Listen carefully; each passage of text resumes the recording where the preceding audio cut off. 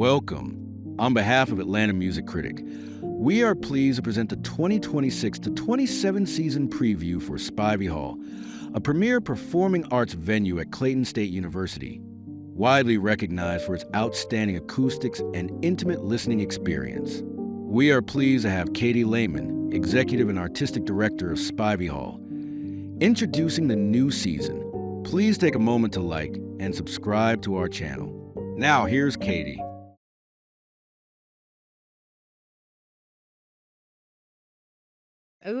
Certainly over a year ago, I started trying to bring Joyce DiVenato back with her current project, and No Place for Beat. Took a lot of effort, including hours flying to New York to see it at Carnegie Hall and meeting afterwards with the Emily team. There are literally 12 production staff. We met with the production crew to talk about the limitations of the Spivey stage. We are not meant to be a theater, and we are not presenting theater. We do a curtain. We don't have the special lighting capabilities and capabilities of having flows, set pieces, and that sort. We thought that it was a very, very big dream to bring this project to Spivey Hall. It is a staged production of a work by the Pulitzer Prize-winning composer Kevin Putt. So Kevin Putt wrote this evening-long work that is based on 24 Emily Dickinson poems. Joyce stars as Emily. Essentially, she dresses as Emily. We have to find an old Victorian desk to put on our stage, and then one happens to have one that you know. It's made out to be Emily's room. The piece explores her mental state through her poetry, through the music, in collaboration with the ensemble Time for Three. The Time for Three is an ensemble of two violins and bass. This is a group of super kids that got together when they were students at Curtis many, many years ago and decided they wanted to do something outside normal classical music. They have been thriving ever since, so this is a special bit involved. Those three musicians and Joyce singing Kevin Putt's work. Also involves, like I said, theatrical might. It involves fog, it involves or subtitles or supertitles. All of these things had to be worked out for us to present this. But we just decided whatever it takes, we're going to make it happen. We're very excited to bring that on October 11th. I've had conversations to bring Nurihan back to Spivey Hall for a number of years. And of course, Lori's gone through a lot of medical issues. She was out for a good chunk for the last season. She's just now back on the stage. So there have been serious questions. And of course, the fact that she hasn't performed for this long means now the line people want her is exceedingly long. Again, we were thrilled when, through our conversation, it became apparent that not only could we have Philly, but we bring this program with the Barrison Matthias Garnett. It's a collaboration. They have been working with a composer named Rita Esmail. Spivey Hall is now one of 5 venues that like concert programs in the U.S. that have co-commissioned this half program, like for instance, I think 20, 30-minute song cycle by Rita Esmail for the voice and violin and piano. They will bring that to us along with selections of their favorite repertoire on the Summit Hand. But we're particularly thrilled because Spivey Hall not only is a commissioning partner on this piece, but we will be hosting the world premiere. And Rita will be with us. She's been composer in residence at Seattle Symphony and with the Los Angeles Master Chorale. And this coming year, she has her concerto for orchestras being premiered by the Philadelphia Orchestra with unique conducting. Our third event that we're labeling special is our dear friend Daniil Trifonov, who's coming in early December. Daniil opened our series 2 years ago, and I think I've never had so many requests for a return of an artist. People left that concert just absolutely floored. He really is one of the great pianists of our day. And we think he likes it too because the day after he opened our season, 2024, his producer and Deutsche Grammophon sent me an email and said, Daniil wants to record his next album. It's my call on that. So we were really quite floored by that. That hasn't to date actually happened, but it does say that his experience here felt good and well, those are our special events for next year. The other thing that's unique about next year, and again, it was a happy accident, and we have 8 piano recitals, 8 pianists coming next year, in addition, of course, to some wonderful collaborative pianists and pianists as part of other ensembles, jazz pianists, etc. I feel like our pianos next year are going to have a workout and they're going to have a very pleasant year. We're starting our season launch in September is with Richard Good. Richard has been at Spivey Hall. I can't tell you how many times he's been a favorite here for a very long time. So Richard is in his early 80s now, and on top of his name, a superlative pianist and absolutely a master class anytime he sits down at the bench to how to create a phrase, not to make something truly beautiful happen on the piano. And he's doing a very fun program interspersed in the middle of program is a series he's created, what he calls Fancies and Good Nights, a literary turnkey bard. And this is a compendium of short works that the good finds beautiful, evocative, and strange. Juliana Avdia is coming here for the first time.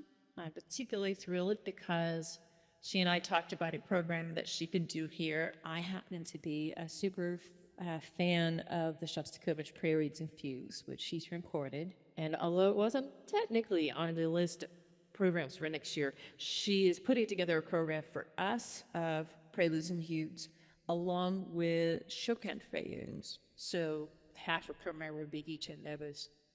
And she made the very fun point that a lot of people don't know, or she's a Chopin competition winner. And Chopin competition has its 100th anniversary in 2027, which is coming in February. Almost nobody knows, but Shostakovich was competitor in the very first Chopin competition. We also have the Korean pianist Ilya Sung coming, doing the Hammer Clavier Sonata. We have on Halloween, we have Igor Levik coming. Igor is not just a great pianist, he really is a public intellectual and a writer and a person who thinks very deeply about music. He'll do a Beethoven program for us. It will include the Tempest and Wallenstein sonatas, and then as well as 2 other inward Beethoven sonatas. Far in the season, we have Paul Lewis returning. Paul Lewis actually helped us in the selection of one of our pianos that he holds dear and loves to come back and play one till the regular program of the London Mozart in it. So that would be nice. In December, we have duo pianists coming. Pavel Plesnikov, Russian pianist who now lives in London.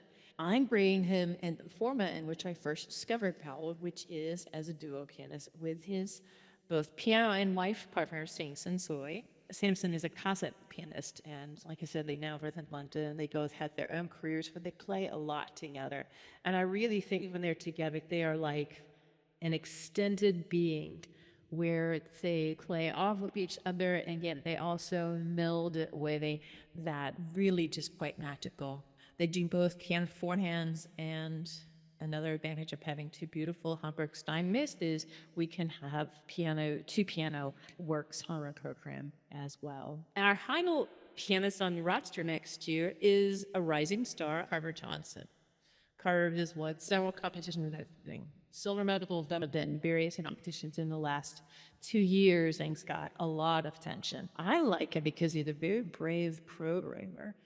He is bringing us a program that is bookended by works by Bartok and Chertok, in between which to play some more standard repertoire and some more interesting repertoire. But for a young pianist just making their mark in the world, to do a program like that is quite brave. Chamber music is, of course, my passionate point, so I always enjoy that.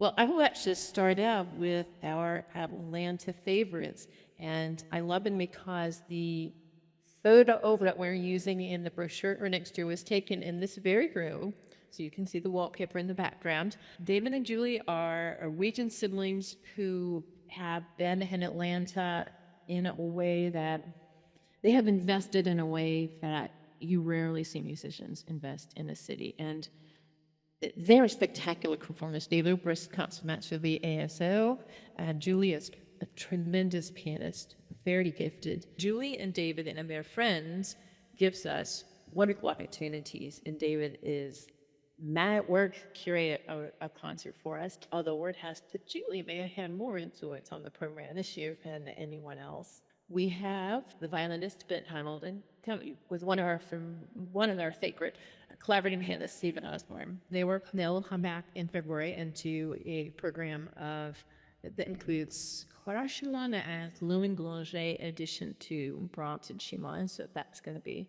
an outstanding program for us. With great pleasure that it is time to bring back the Taj Quartet this year. Things are changing a little bit. They have a new cellist. So we have this wonderful new cellist that's joining them, and we're delighted to bring that back in April. We are also bringing the magnificent young French early music specialist violinist, Théotine Manuel Desvart. And he's coming with the lutist Thomas Beckford.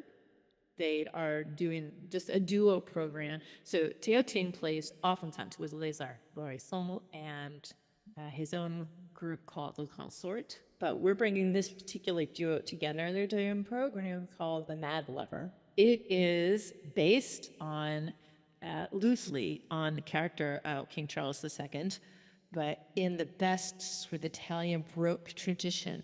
This is the program of great drama and emotion about a disconsolate lover, and that theme runs through a long series of shorter, virtuosic violin works from the Italian Baroque.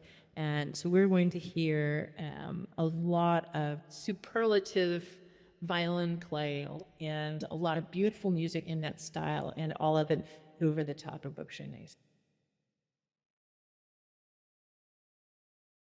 They're a different kind of voice, and if ever we're bringing the blind was Alabama. They were founded at Alabama School for Blind Negro Men. So the tradition is that they have a membership that is visually impaired. They are 6-time Grammy winners. They have Lifetime Achievement Awards from the National Endowment for the Arts, as well as for the Grammys.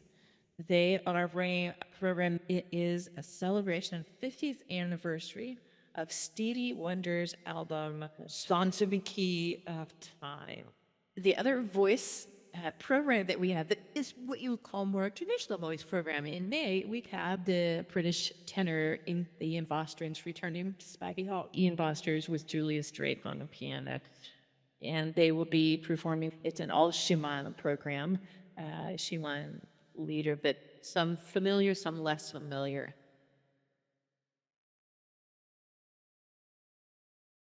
Voice will carry us into the area of jazz, because our first jazz artist of next year is Cecile McLaurin-Salmon. I'd like to say, at the end of a Cecile program, you have heard 1,000 shades of humanity. There's no end to her ability to find ways of usefully expressing what it is to be human. She takes her voice out of any particular genre and spreads herself across so many kinds of music, and with such an amazing spirit. She performs with another one of our favorite pianists, Sullivan Fortner.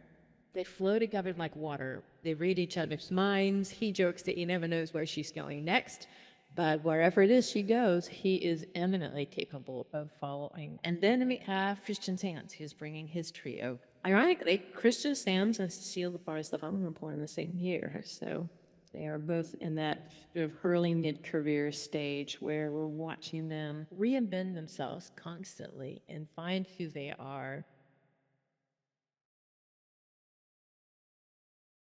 We have 4 wonderful organ programs next year. Alan Morrison is the E Family Organ residency holder here. He is probably the most preeminent organ pedagogue we have. So he'll do 2 programs for us next year, one by himself and one with friends. We always eagerly wait to see her choose as musical friends. Then we have on October 30th, celebrating the Halloween weekend, we had Peter Richard Conte coming to do improvisation with the 1920 Dr. Jekyll and Mr. Hyde. Peter is known as an orchestral organist. He will take out a body and produce sound on it that makes you think that you're hearing an instrument. And that's particularly spectacular when he's making out these characters and building the characters and building the tension within this silent film. Peter Conte comes to us he's the organist at a Wanamaker, Danish Wanamaker organ in Philadelphia, which is known as the world's largest illusion instrument. So if he can command that 5, you see what he does in our extra. So yes, and then we have Kimberly Marshall coming later in the year to do a program on the cosmos and organ as a tool for both finding the divine and for grounding oneself on Earth. And she has a wide selection of composers that we're going to be hearing for that program. So we're excited to have her.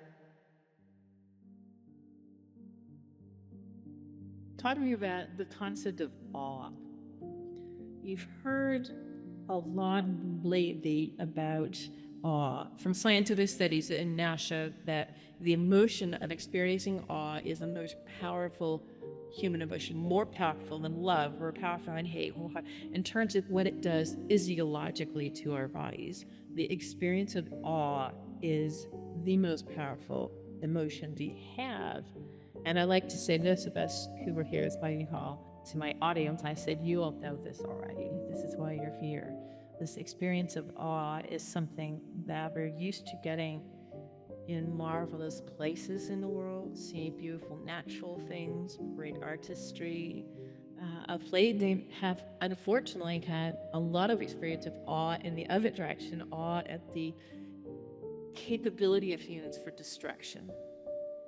And so I think it is particularly powerful and important right now that we also hold dear to us this sense that we are capable as humans of creating such awe-inspiring magnificence with our arbors, with our music, with how we are in the world. And when we think about how do we want to be in this world, what our moral compass, to use an overused phrase, is these days, I think of my moral compass as derived from my entire career of being surrounded by artists trying to reflect on what it is to be human, what it is to be in relationship, what it is to be on this planet at this moment and in time, in the ways that show us the infinitely possible, that show us a greatest beauty that humans can create,